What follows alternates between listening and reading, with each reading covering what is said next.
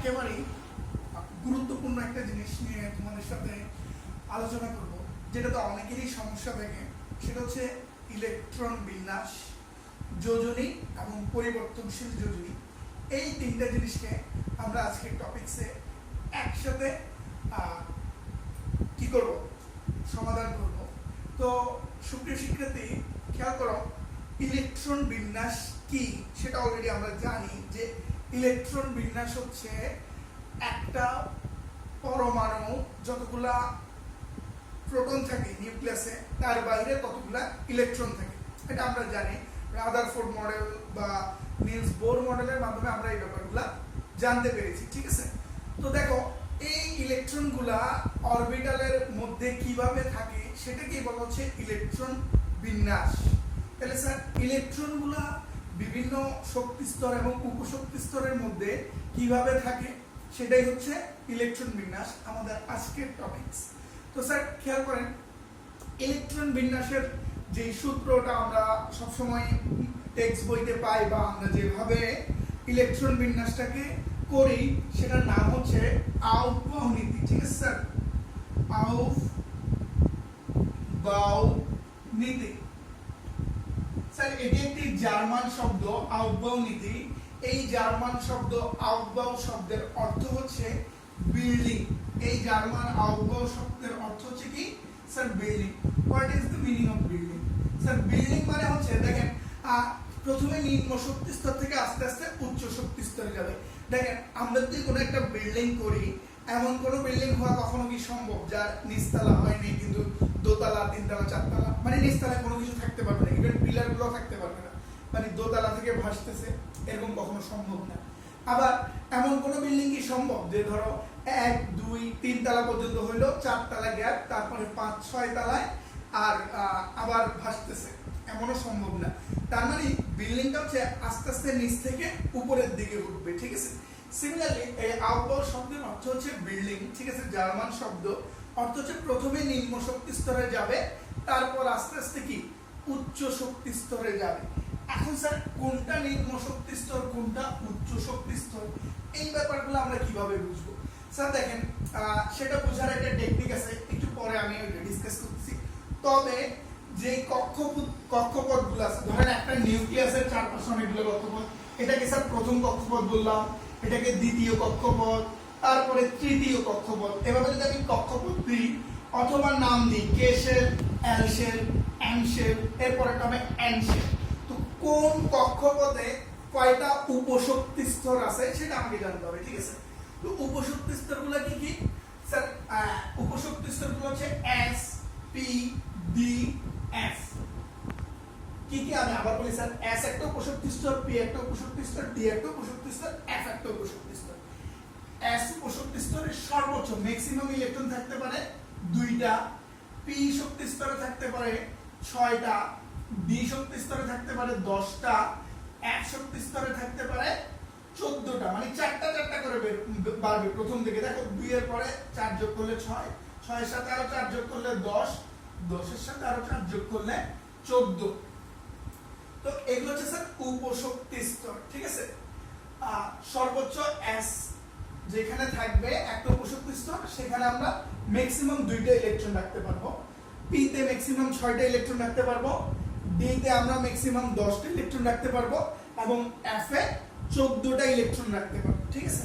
তো স্যার, কোনটা কোন কক্ষপথে কয়টা শক্তি স্তর আছে সেটার জন্যই আমরা আসলে আউফবাউ নীতিটা ফলো করি। দেখেন, 1 নম্বর কক্ষপথে, এই কক্ষপথে শুধুমাত্র একটা উপশক্তি স্তর আছে, সেটা হচ্ছে 1s, ঠিক আছে। 2 নম্বর কক্ষপথে 2টা উপশক্তি স্তর, একটা হচ্ছে 2s, একটা হচ্ছে 2p।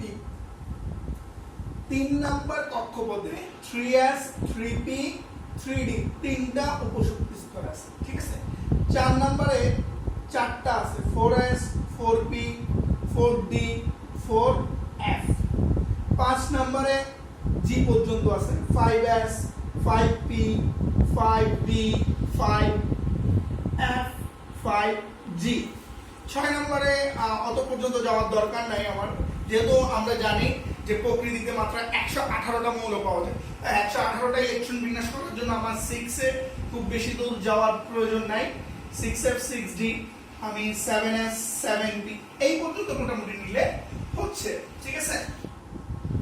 অথবা আমি আরেকটু নিতে পারি 6f নিলাম, এখানে 7d নিলাম, একটা একটা করে কমাই নিয়ে আসি, তারপরে 8s hp 9s, ঠিক আছে, যতটুকু বাড়াইছি ততটুকু, ঠিক আছে। ওকে স্যার, এটা হচ্ছে কোন কক্ষপথে কয়টা উপশক্তি স্তর আছে। দেখেন 1 নাম্বার কক্ষপথ বা কে শেল, এখানে একটাই উপশক্তি স্তর আছে। তারপরে এল শেল, এখানে দুইটা, মানে 2 নাম্বার কক্ষপথ। 3 নাম্বার কক্ষপথে 3টা উপশক্তি স্তর আছে, এম শেল। 4 নাম্বার কক্ষপথে 4টা আছে। তো এখন দেখেন স্যার ইলেকট্রন বিন্যাসটা আমরা কিভাবে করব। এখন প্রথমে কোয়ান্টাম মেকানিক্স অনুযায়ী, কোয়ান্টাম মেকানিক্স অনুযায়ী এই প্রত্যেকটা শক্তি স্তরের শক্তি পরিমাপ করা হয়েছে। তো শক্তি পরিমাপ করার পরে যে সিকোয়েন্সটা পাওয়া গেছে সেই সিকোয়েন্স অনুযায়ী আসলে আমরা ইলেকট্রন বিন্যাসটা করি। কিন্তু এখন কোয়ান্টাম মেকানিক্স অনেক জটিল বিষয়, কিভাবে শক্তি পরিমাপ করছে সেটা আমরা একটু পরে এক্সপ্লেইন করি, বাট শক্তি পরিমাপ করছে। তো এরপরে আমরা এখন কি করব, আমরা তাহলে দেখব যে ইলেকট্রনগুলো আসলে কিভাবে যাচ্ছে সেটা কিভাবে মনে রাখতে পারি। দেখেন আমরা আর এইভাবে কেটে দিই, এই যে এইভাবে আর করে কেটে দিই আপাতত, ঠিক আছে। এরপরে এখানে আমি অ্যারো চিহ্ন দিয়ে দিচ্ছি, তীর চিহ্ন। দেখেন তাহলে ইলেকট্রন ফার্স্ট কোথায় যাবে, 1s এ যাবে, 1s টা ফিল আপ হলে সেকেন্ড কোথায় যাবে, 2s, 2s টা ফিল আপ হলে কোথায় যাবে, 2p তে যাবে, 2p টা ফিল আপ হলে কোথায় যাবে, 3s এ যাবে, 3s ফিল আপ হলে কোথায় যাবে, 3p তে যাবে। স্যার এই জায়গায় আসি, দেখেন 3p তে ফিল আপ হওয়ার পরে 3 নম্বর কক্ষপথে একটা উপশক্তি স্তর খালি থাকা সত্ত্বেও ইলেকট্রন 3d তে না যেয়ে আগে কোথায় যাবে, 4s এ যাবে। কেন? কারণ 3d আর 4s এর মধ্যে যখন আমরা কম্পেয়ার করছি তখন কি পাইছি, 4s টা কম শক্তিশালী কার তুলনায়, 3d এর তুলনায়। তার মানে শক্তির যে ব্যাপারটা 4s লেস দেন 3d, যার জন্য ইলেকট্রন 3d তে না যায় আগে কোথায় যাচ্ছে, 4s এ যাচ্ছে। সিমিলারলি 3d ফিল আপ করার পরে 4p করবে, দেখেন 4p ফিল আপ করার পরে সেটা 5s এ চলে আসবে। 4 নাম্বার কক্ষপথে আরো দুইটা উপশক্তি স্তর খালি রেখে সে 5 এ চলে আসবে। কেন? কারণ হচ্ছে 5s লেস দেন আপনার 4d এবং 4f, যার কারণে এই দুইটা শক্তি স্তর খালি রেখে কি করবে, ইলেকট্রনগুলা নিচে চলে আসবে, মানে অন্য পরের কক্ষপথে চলে যাবে, ঠিক আছে। তো এই হচ্ছে বেসিক ব্যাপারটা। আমরা দুই একটা एग्जांपल দিই, তারপরে দেখবেন যে ব্যাপারটা আরেকটু ক্লিয়ার হয়ে গেছে, ঠিক আছে।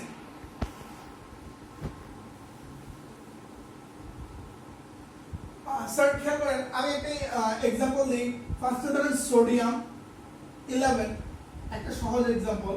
প্রথমে কই যাবে 1s, তার প্রথম কক্ষপথে সর্বোচ্চ দুইটা ইলেকট্রন 1s2, তারপরে দ্বিতীয় কক্ষপথে 2s2, তারপরে কোথায় যাবে 2p6, তারপরে 3s। দেখেন স্যার আমার অলরেডি 10টা ইলেকট্রন ফিল আপ হয়ে গেছে, যার যার অবস্থানে চলে গেছে।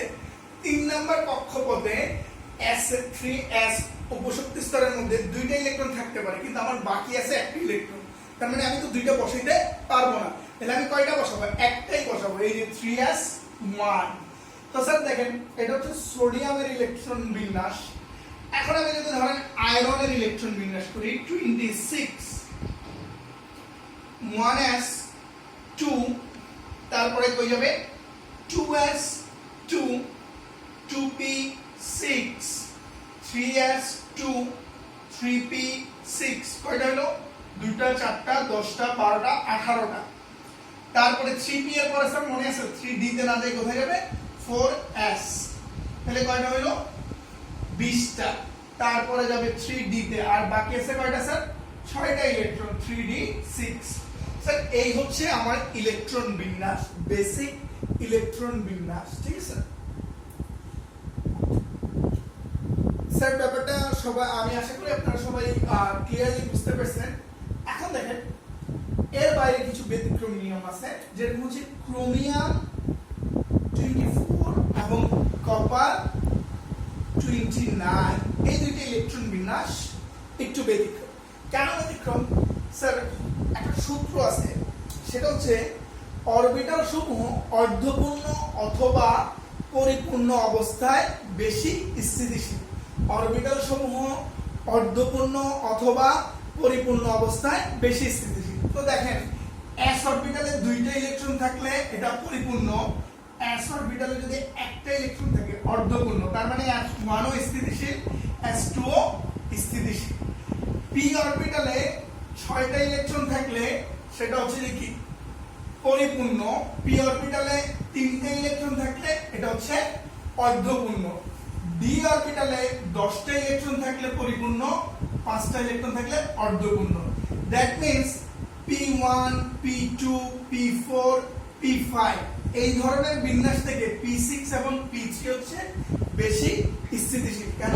p3 তে অরবিটালটা অর্ধপূর্ণ আর p6 এ অরবিটালটা পরিপূর্ণ, আর বাকিগুলোতে আংশিক পূর্ণ, যার কারণে বলা হচ্ছে সূত্রটা কোন একটা অরবিটাল সমূহের ইলেকট্রন অর্ধপূর্ণ অথবা পরিপূর্ণ অবস্থায় বেশি স্থিতিশীল।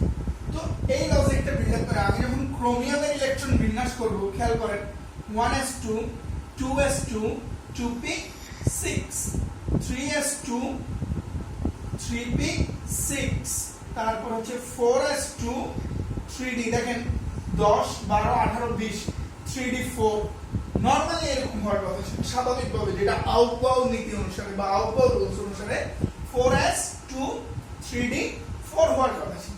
কিন্তু এই যে স্যার আরেকটা সূত্র যেটা বললাম যে ইলেকট্রন সমূহ অর্ধপূর্ণ অথবা পরিপূর্ণ অবস্থায় বেশি সুস্থিতিশীল। তাই এখন খেয়াল করেন 4s এর মধ্যে দুইটা আছে, তার থেকে যদি একটা ইলেকট্রন চলেও যায় তাহলে সে কি হবে? অর্ধপূর্ণ, সে স্থিতিশীল থাকবে। আর সেই একটা ইলেকট্রন যদি 3d তে যায় 3d5, তার মানে d অরবিটালটা অর্ধপূর্ণ হয়ে যাবে, তখন আগের থেকে বেশি স্থিতিশীল হবে। ঠিক আছে, এই জন্য ক্রোমিয়ামের ইলেকট্রন বিন্যাসটা হচ্ছে এরকম। তো স্যার দেখেন আমরা কাউকে যদি সাহায্য করি, কখনোই নিজের ক্ষতি করে সাহায্য করি না। নিজের আগে সবকিছু ঠিকঠাক থাকলে, আমাদের অবস্থার সামর্থ্য থাকলে তারপরে আমরা অন্যকে দিই। সিমিলারলি 4s এর থেকে একটা ইলেকট্রন 3d তে চলে যায়, কেন? কারণ 4s তখন অর্ধপূর্ণ অবস্থায় থাকে, কোনো প্রবলেম হয় না। তো দেখেন কপার কি বলতেছে? কপারের ইলেকট্রন বিন্যাসটা যদি আমি করি 1s2 2s2 2p6 3s2 3p6 4s2 3d9, দেখেন 2 4 10 12 18 20 29 মিললো। কিন্তু আবার সেম কেস, এখানে যদি একটা ইলেকট্রন আসে তাহলে সে পরিপূর্ণ হয়ে যাবে। তো 4s এখনো কি করবে? তার থেকে একটা ইলেকট্রন দিয়ে দিবে, 3d10 করে দিবে। এই হচ্ছে আউটবাউ নিয়মের ব্যতিক্রম দুইটা ইলেকট্রন বিন্যাস। ঠিক আছে, তো স্যার এটা হচ্ছে আমাদের ইলেকট্রন বিন্যাস টপিকস পুরোটা কভারেজ। এর বাইরে এখন আমরা এই ইলেকট্রন বিন্যাস থেকে কি শিখতে পারি? আমরা যোজনী এবং যোজ্যতা শিখতে পারি। ঠিক আছে, পরিবর্তনশীল যোজনী। ঠিক আছে, তিনটা জিনিস নিয়ে আমরা ডিসকাস করব নেক্সট ভিডিওতে: যোজনী, যোজ্যতা ইলেকট্রন, পরিবর্তনশীল যোজনী।